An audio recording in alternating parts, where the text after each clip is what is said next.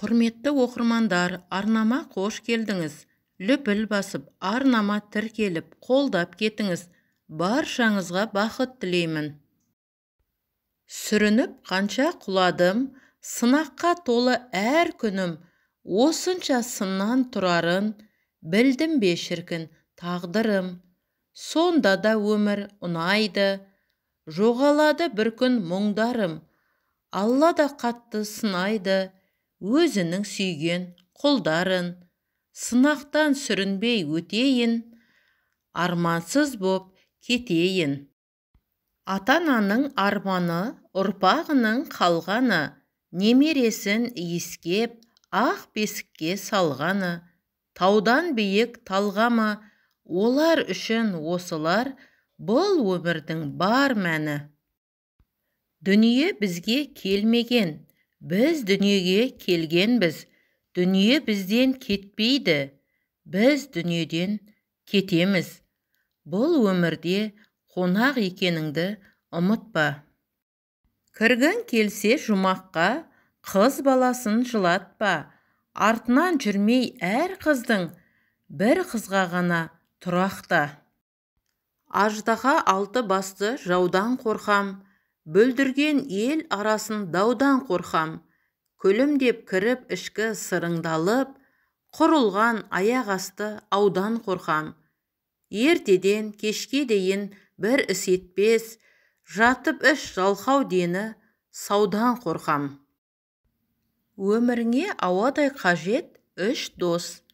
Біріншісі, сенімен бірге күлетін дос.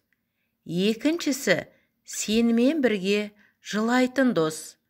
Үшіншісі, сенімен бірге өсетін дос.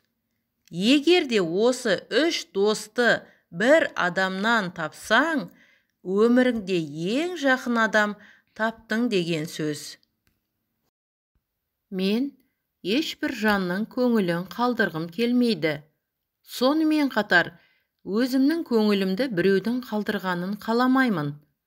Көңіл әрбір жанның кеудесіндегі қымбат қазына. Оны әрбіріміз бағалауымыз керек. Бүгін далам күндегіден бөтен ғой. Бүгін ғалам жылылыққа мекен ғой. Бар сұлулық неге тұнып тұр десем, әйелдердің мерекесі екен ғой.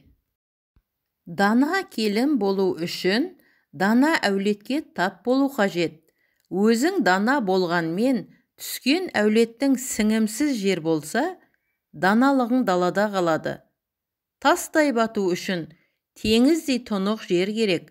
Судай сіңу үшін саздай жұмсақ жер керек.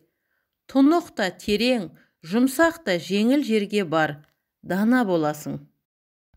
Адам туралы қараңғы психология. Біреу саған даусын көтеріп жатса, көздеріне қарап, адамдардың сен туралы айтатыны шындық екен деп айт. Сол кезде ол саған дым дей алмай қалады.